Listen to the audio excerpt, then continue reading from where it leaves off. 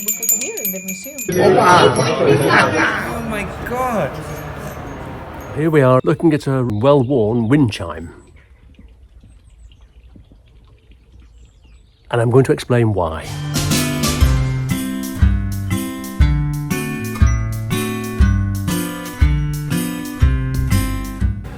Well, here we are in my little shed workshop.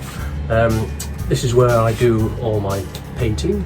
The whole thing started as a gift idea for my wife. We'd been on a terrific trip to the Far East for our first flyaway MotoGP trips, and to commemorate it for Christmas I thought, well, let's see if I can make something a bit different as a gift for my wife. So I came up with the idea of maybe getting some kind of dome shape and customising it with some of the helmets of the riders that are our favourites at the time. The one outside was that. It was 2017, and it's weathered reasonably well after nearly 10 years, but the bell hitting it wears away the paint around the side. So I've since done an internal one as well, and I've refined the technique and bought new paints and different brushes and a magnifying glass thing so I can see what I'm doing better.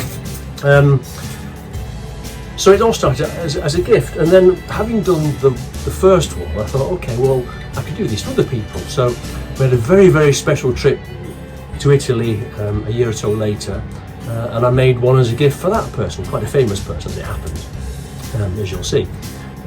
While I was at it, I also made a gift for other people that we'd met in the paddock, and that's been going on for nearly 9 years or so. In fact, this is my list of all the ones I've been doing, and try and keep track of where I'm up to. So I'm approaching 100 nearly now. I've got some on the go now. The ones here, this will eventually be Fabio Quartararo, but doesn't look much like him at the moment.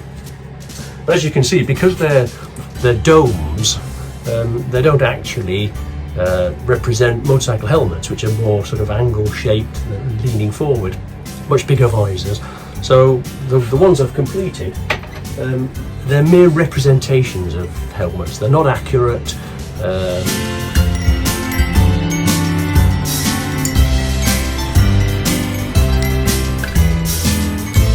To make them, I just use ordinary modelling paint and some fairly thin brushes, but they're not, they're not minute. They're just, if they're too small, in fact, the paint's too thick for them to sit on comfortably. And sometimes I have to do some mixing, for which the little balls come in handy. And then when I sit at this desk with my paint brushes and my magnifying light and the radio on in the background, and just tootle away.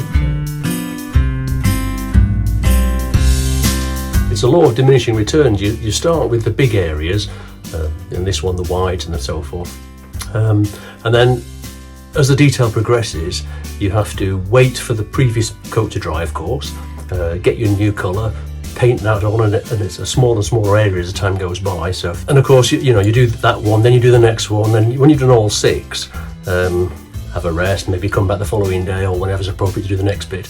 But then again, the next day is perhaps a little bit less and a little bit less, and so on and so on. So it can take quite a long time. When you've completely finished 1 or 2 of them, then you can only do it for 4 of them. So I did once measure how long it actually took to complete a whole chime of 6.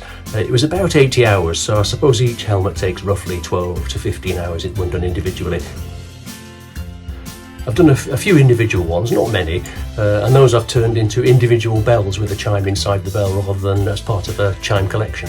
They're all MotoGP related. Having said that, I did one for some friends who are passionate about Formula 1, so I did one of the last 6 British Formula 1 champions. I've also done a couple for friends who've got nothing to do with MotoGP. They were just one-off special occasions, so but they're the only 2, and I don't really want to go beyond MotoGP. That's my thing, really. They start out as simple wind chimes you can buy online, not very expensive, and they're just plain brass. But I rub them down with wire wool, and then I spray them with an undercoat. So for this set set and thrown away now. I've just used a grey undercoat. And then I paint the visor on, and painting the visor on gives me the reference point for everything else. And this one will be Bradley Smith. The little patch of white on the top will eventually have the red cross that's famous in his helmet design, and the brand logos on the side and at the back. And again, they then give you the reference point as to how accurate you can get the rest of the design around it. And the same with this one, which will eventually be Jorge Martinez Aspar. So I researched the designs, just go online, take some photographs, and I put them on the computer, and that's my reference point. It's quite hard sometimes to get the back image of helmets. You get lots of photographs of bikers on their sides coming up to you and holding their helmets at celebrations and stuff, and sat on top of the tank, but rarely do you see the back.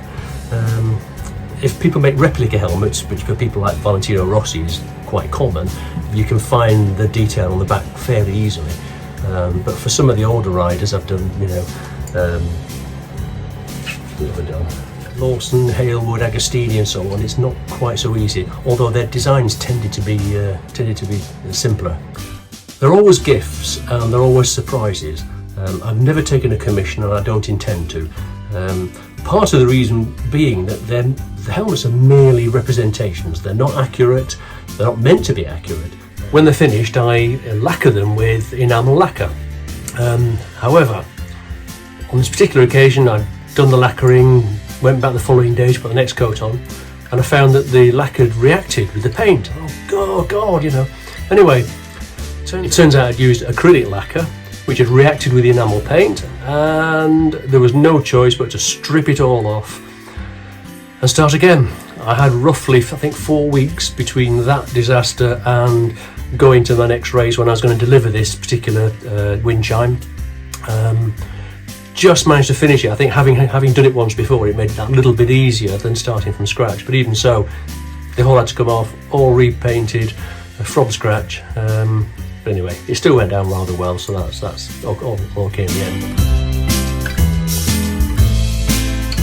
I learned my lesson. The acrylic lacquer and the enamel lacquer are kept well apart from each other, so that's not going to happen again, I hope.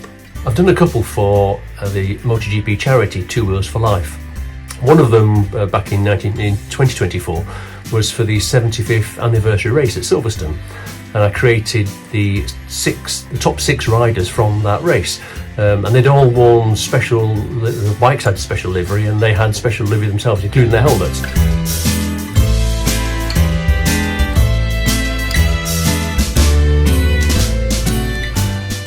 And that chime is the only one that I also customised the striker weight at the bottom. When I hand them over, I do an accompanying letter just to explain why they've got maybe 6 different helmets on there. Quite often I've sneakily found out beforehand who their favourite riders are, and those are the riders that are represented in the wind chime. I also made the point that they might find many errors and inaccuracies, but they won't find another. I hope you've enjoyed the video. Thank you for watching.